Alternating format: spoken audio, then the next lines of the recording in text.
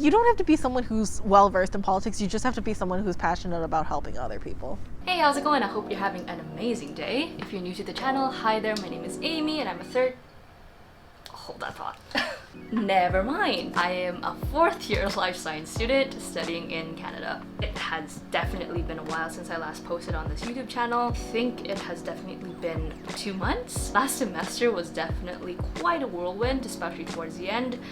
And I really needed some time to focus and concentrate on my academics, especially with my final exams, since I started earlier than most people. And I also gave myself a little bit of a personal break just because I needed some time to relax and rejuvenate and kind of prepare myself for my summer courses. And it has definitely been very helpful in getting me back into the swing of things. This video is actually a part 2 to the video that I posted 2 months ago with my friend Lucy, where we talked about her programs, which are political sciences and equity studies, which is now called critical studies in equity and solidarity. If you haven't seen that video, the link to it is right there. In this video, we will be talking specifically about her student life experiences, so that includes workload, her self-care activities, some extracurricular activities that she partakes in, maybe some unique opportunities that are available in her programs to study, and perhaps towards the end, there's a specific message for those of you who are planning to go into political sciences or critical studies in equity and solidarity, or programs that have a similar nature. Without any further ado, let's get started. First question is about workload. So personally, as a life science student, the workload tends to be heavy. There are a lot of lecture slides to go over, some readings as well, and a lot of details to cover. I tend to focus on the lecture material. Also, as a life science student, there are a lot of quizzes, so there can be weekly quizzes or assignments as well. Here is a perspective of a social sciences student.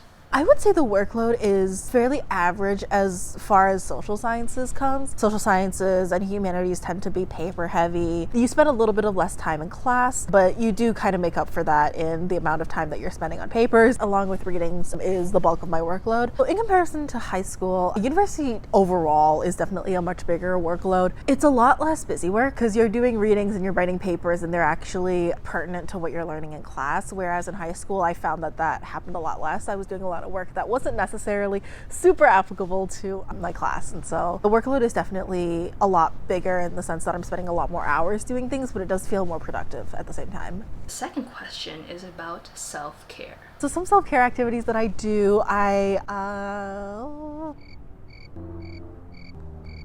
All jokes aside, this is very, very important, regardless if you are in high school, undergrad, postgrad, professional school, already working, or even elementary. Please take the time to take care of yourself and focus on yourself and your own mental health and your own well-being. Take a break after studying, read a book, go on walks. My personal favorite, eat. Take some time to rest and recharge. I know for me, I go for a walk, especially because I do live on campus, and campus does tend to be very empty, especially now. Want to, you can also choose to meditate. I know I tried that for a while, but for me personally, I think going on walks or jogging helps, and it has definitely been helpful in helping me get back into the swing of things as well, and also getting my concentration back, my focus back, and just having some time to myself and relax. Also, feel free to let me know in the comments below what you do during your study breaks or what you do as a self-care activity. And so now Lucy shares some of her self-care activities. Some self-care activities that I will partake in to kind of take a break from things. Recently, I've actually gotten back into reading a little bit more. I grew up a big avid reader. Recently, I picked up ebooks, which I wasn't super into for the longest time, but realized that it was the practical solution to a student who was just moving around a lot. I have recently kind of regained a love for reading because of probably convenience purposes, but yeah, so reading is something that I've been doing a lot. Otherwise, like listening to music, sometimes even like running errands on my own, because I get kind of the time to walk and the time to kind of be by myself for a little bit is a nice self-care activity. And then cooking and baking as well, I found it's a very productive kind of self-care. Yeah, I've been enjoying that a lot too. Talking to people, especially during times like these, are very, very important. Schedule a virtual call with your friends, or if your province, your state, or country allows it, maybe go for a walk together. Just getting that social aspect, getting to talk to people is very, very important for sure. In Ontario, we have been under a stay-at-home order or a lockdown for a couple months. So for me, I schedule a virtual call with my friends, or I talk to some of the people on residence. It is nice to have a roommate during these times, especially because otherwise I would literally just be spending time with myself, which I have found can get a little bit tough. And so it's nice to have a roommate around to bounce ideas off of and bounce thoughts off of. And sometimes we get into really deep conversations about whatever. But yeah, and then I also just talk to other friends as well and connect with others. Personally, I am very, very fond of extracurricular activities, as it has definitely shaped how my university experience has gone thus far, and I have been involved as a treasurer, building press on residence council, and also an orientation leader and an upper year mentor. There are a multitude of different experiences, opportunities that are available to you within your colleges if you're going to UofT, but also campus-wide across all universities. I highly recommend applying for these positions or joining a club if you want to delve into new interests or even meet new people who have the same interests as you. Knowing how I met Lizzie, this question was definitely a given because we were both doing the same types of leadership experiences, although we were in different programs.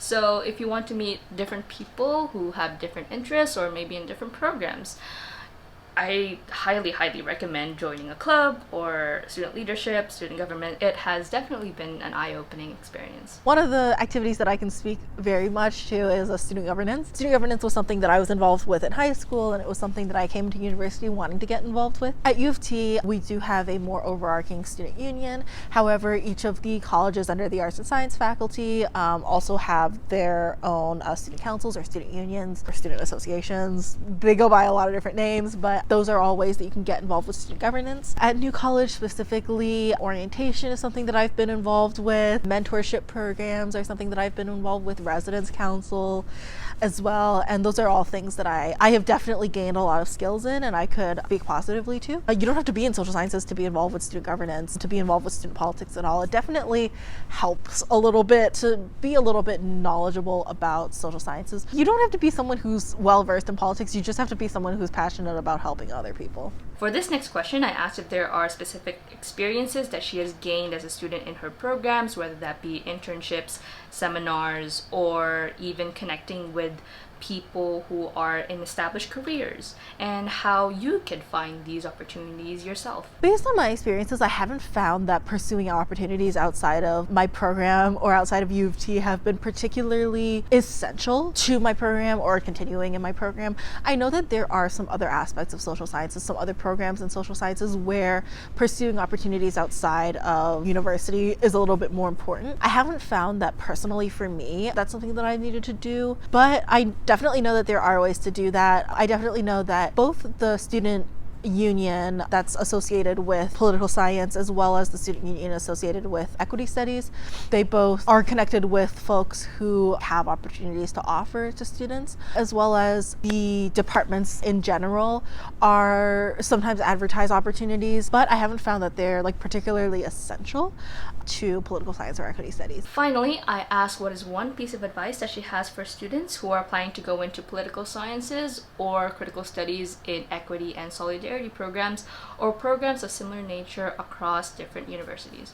If I could give one piece of advice to students who want to pursue political science or equity studies, I would say do the right thing. And that sounds a little bit vague and also a little bit cliche, I know, but it covers a lot of different things in the sense that do the right thing even when it seems like people disagree with you. If you know from what you've learned and from who you are that it's the right thing to do, then don't be afraid to stick to it. However, what you think is the right thing might not end up being the right thing, and that's okay too. Being in programs that cover topics as sensitive as the ones covered in political science and equity studies, it's easy to walk into it thinking that you know the right thing or you know how to do the right thing, and then finding out that you don't, and that's okay. That's okay. It's part of learning. What's more important is learning how to do the right thing or doing the right thing rather than thinking that what you know is the right thing or being talked into not doing the right thing. Though Lucy and I are in different programs, we're both from the same college and we met through student leadership and just seeing each other in the hallways. So definitely take some time to meet new people while you're in university, whether that would be striking a conversation in breakout rooms, introducing yourself to someone new, maintaining that 6 feet distance, and, you know, wearing your mask, things like that. I know I have met a lot of people in university who have different experiences, different backgrounds, or even different career aspirations, and just talking to someone who may or may not have the same experience as you is definitely eye-opening and also enlightening. And I do hope that while you're in university, also take some time to meet new people and maybe even meet your lifelong friends along the way. So to sum it up, in this video we talked about the social sciences workload and compared that to high school.